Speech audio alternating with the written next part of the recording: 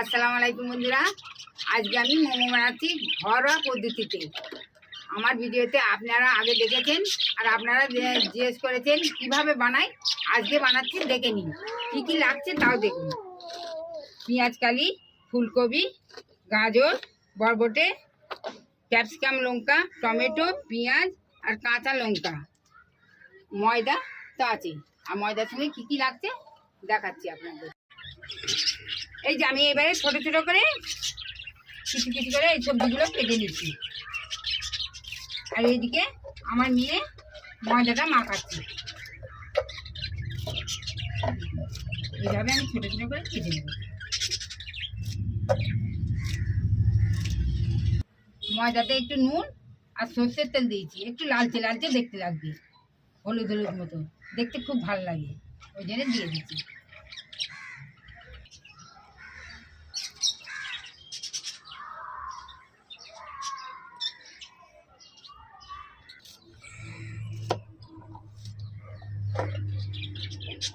ময়দাটাতে একটু অল্প অল্প জল দিয়ে ভালোভাবে মেখে নেবো। একসাথে সব জলটা দেবো না, তাহলে ময়দাটা ডলা পাকিয়ে যাবে। অল্প অল্প করে জল দিয়ে আস্তে আস্তে ময়দাটা মেখে নেবো।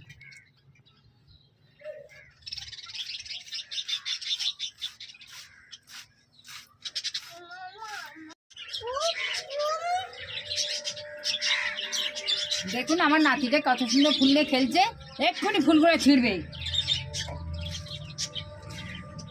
এগুলো সব কুচনো হয়ে গেছে দেখুন। এবারে এটাকে আমি জল দিয়ে একটু ধুয়ে নেবো। আর এইদিকে মেন ময়দাও মাখানো হয়ে গেছে দেখুন। এই যে ময়দাতে একটু হালকা তেল ওপর দিয়ে করে ময়দাটাকে এখন কিছুক্ষণের জন্য রেস্টে দিয়ে দেবো। এই যে আমি এই জলগুলো এবারে ফেলে দেবো আর এইতে তুলে নিচ্ছি। এই জলটা আমি আর বাইরে ফেলবো না, আমার এখানে গাছ আছে, এই গাছের মধ্যেই ফেলে দেবো। দেখুন এটা ফলসা গাছ, ফলসা গাছের গোড়ার মধ্যে আমি জলটা দিয়ে দেবো, জলটা বাইরে ফেলবো না। এই সবজিগুলো আরো ছোট ছোট আরো কুচি কুচি করবার জন্য আমি এই যে এই চপারটার মধ্যে দিয়ে দেবো, দিয়ে আরো ছোট ছোট করবো।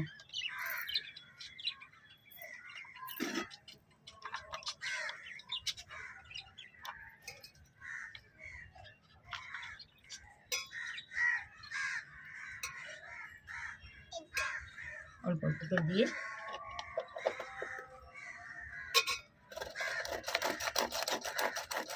এইভাবে আমি একদম ছোট ছোট করে নেবো।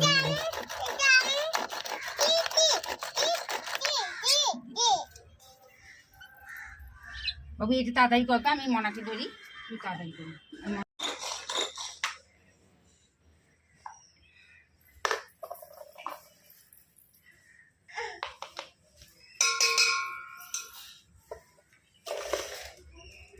সবজিগুলো সব চপিং করা হয়ে গেছে। আর দেখুন কত সুন্দর এরকম ছোট ছোট এরকম কুচি কুচি করতে হবে, তাহলে মোমোর সমস্ত বাইটে মুখে পড়বে, ভালো লাগবে। আর সবজিগুলোতে অল্প একটু নুন মাখিয়ে রেখে দেব, কারণ প্রচণ্ড সবজি থেকে জল বেরোবে। আর এই অবস্থায় যদি মোমোর স্টাফিং করা হয় তাহলে একদম ময়দাটা নষ্ট হয়ে যাবে, মোমো বানানোই যাবে না। তাই এখন একটু জল মাখিয়ে অন্তত 5-10 মিনিট রেস্টে রেখে দেবো, যাতে জলটা বেরিয়ে গেলে তারপরে সেই ঝুড়ো ঝুড়ো সবজিগুলোকে নিয়ে মশলা মাখবো। নিয়ে ওই সবজিগুলোতে নুন মাখিয়ে রেখে দিয়েছে, অনেক জল বেরোবে। আর সন্ধে হয়ে গেছে বন্ধুরা, সন্ধে হয়ে গেছে, ওই জন্য আমি এই ভেতরে নিয়ে চলে এসেছি। এবারে আমি ময়দাটা রেডি করে নিই, একটু মাখিয়ে নিই, মাখিয়ে নিই ছোটো ছোটো নিচ্ছি। বন্ধুরা আমার পেছনে দেখছেন টব আছে, এই যে টব শীতের দিনে এই শীতকালে গাছ বসা বলে এই টবগুলো কিনে রেখে দিয়েছি দেখুন। এই যে এই যে ছোট্ট ছোট এইদিকে দেখবেন ছোট্ট ছোট করে এইভাবে আমি লিচিগুলো কাটছি। এই যে সবগুলো আমি এইভাবে কেটে নেব।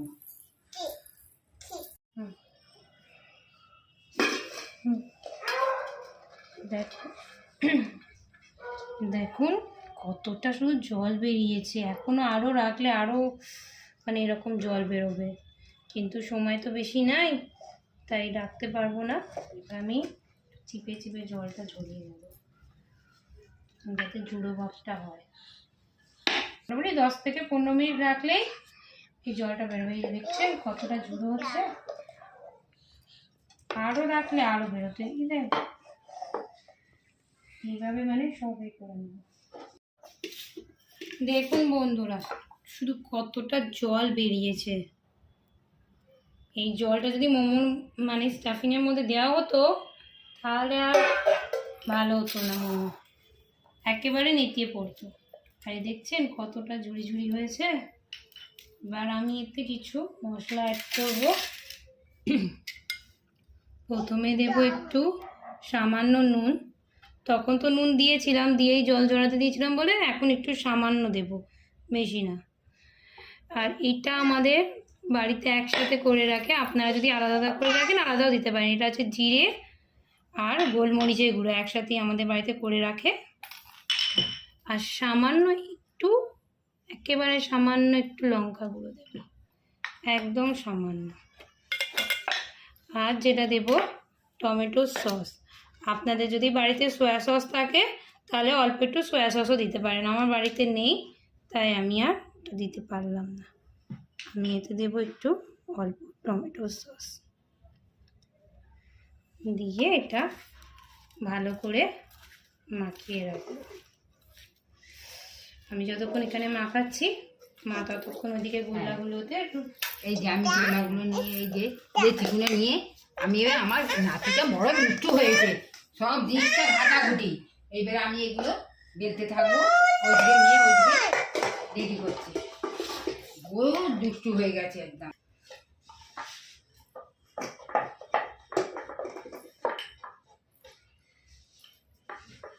যত ময়দা কম দিয়ে বেলতে পারবেন তত ভালো, খুব সুন্দর হবে। হয়ে যাক।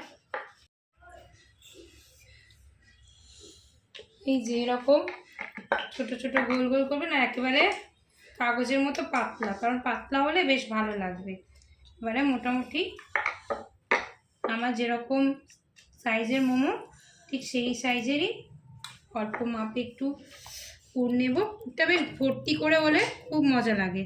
এবার আস্তে আস্তে এইভাবে দেখুন, যে যেভাবে পারেন সে সেভাবেই বানিয়ে নেবেন, শেপ দিয়ে নেবেন। একটু আটাটা কম দাও মা, জুড়ছে না, আটা দিয়ে দিয়েছে বলে এই সাইডগুলো জুড়ছে না। দেখুন ঠিক এইভাবে শেপে আমি বানালাম।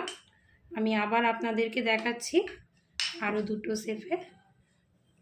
দেখুন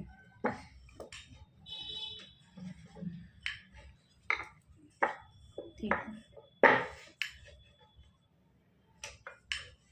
মোমোর মধ্যে পুরটা ভর্তি থাকলে বেশ ভালো লাগে খেতে। দেখুন আমি আর একটা শেপ দেখিয়ে দিচ্ছি।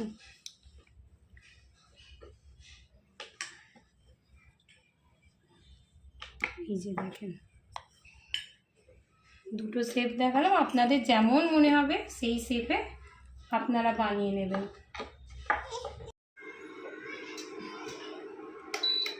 এই যে বন্ধুরা জলটা গরম করতে দিয়ে দিয়েছি, আমার একখানা মোমো গড়া হয়ে গেছে, আর কিছুটা বাকি আছে, তো এইটাকে আমি করে নেব। তো এরকম একটা চালনি নিয়েছি, আপনাদের বাড়িতে যদি অন্যরকম কিছু থাকে তাতেও দিতে পারেন। মোমো বানানোর যদি এটা টিফিন বক্সে থাকে তো আরও ভালোই ব্যাপার। তো এতে প্রথমে অল্প একটু তেল আমি মাখিয়ে নেব যাতে মোমোগুলো জড়িয়ে না যায়। তো বেশ ভালো করে এই যে এইভাবে মাখিয়ে নেব। মাখিয়ে নেওয়ার পর আরে আস্তে আস্তে মোমোগুলোকে আমি সাজিয়ে দেবো। দেখুন যতটা সম্ভব চেষ্টা করেছি ভালো শেপ দেওয়ার, ঘরোয়াভাবে যতটা করা যায়। বেশি গায়ে গায়ে দেবেন না, গায়ে গায়ে বসালে কিন্তু জড়িয়ে যাবে, তাই একটু ফাঁকা ফাঁকা করে যতটা ধরে এই যে বন্ধুরা, এটা বেশ ভালোই গরম হয়ে গেছে। এবার আমি এটা বসিয়ে দেবো। তো বসানোর আগে আমি কি করব, মোমোগুলোর উপরে হালকা একটু তেল ব্রাশ করে দেবো, তাতে কি ভালো লাগে। আপনাদের বাড়িতে যদি স্প্যাচুলা থাকে তো ভালোই, আমার বাড়িতে নেই তাই সম্ভব হচ্ছে না। আমি যতটা হাত দিয়ে সম্ভব করার চেষ্টা করছি। আপনাদের বাড়িতে যদি থাকে স্প্যাচুলা দিয়ে, বা স্প্যাচুলা দিয়ে তেল ব্রাশটা করে নেব, ভালোই হবে। আর আমার জায়গাটা ছোট তাই অল্পই ধরেছে, বেশি ধরেনি। তো এটারও আমি বসিয়ে দেবো, মাছটা কমিয়ে দেব, খুব কমাবো না। এই যে একেবারে এয়ারটাইটভাবে একেবারে ঢাকা দিয়ে দেবো, যাতে কোনো দিক দিয়ে হাওয়া না পাস হয়। এবার এটা মোটামুটি 5-10 মিনিট রাখবো, রেখে নিয়ে আবার যদি ভাপিয়ে গরম করে খান তাহলে আরও বেশি টেস্ট লাগবে কিন্তু। কারণ মোমো একটু গরম গরম ভালো লাগে, বেশিক্ষণ রাখলে শক্ত হয়ে যাবে। মোমো রেডি, এই দেখুন মোমো রেডি। এই মোমো আমি সস দিয়ে খাবো। সারা রাত আজকে তুমি আমার এই মোমো বানানো দেখতে চেয়েছিলে, আমি একদম রেডি করে তোমাকে দেখাচ্ছি। তুমি ঘরে বানিয়ে খেয়ে আমাকে কমেন্টে জানাবে। মইনুল মোল্লা, তুমি আমার ভিডিওটা দেখো, আমার খুব ভালো লাগে। তুমি আমার কমেন্টে জানাবে কেমন হচ্ছে না হচ্ছে, আর তুমি আমার পাশে থেকো।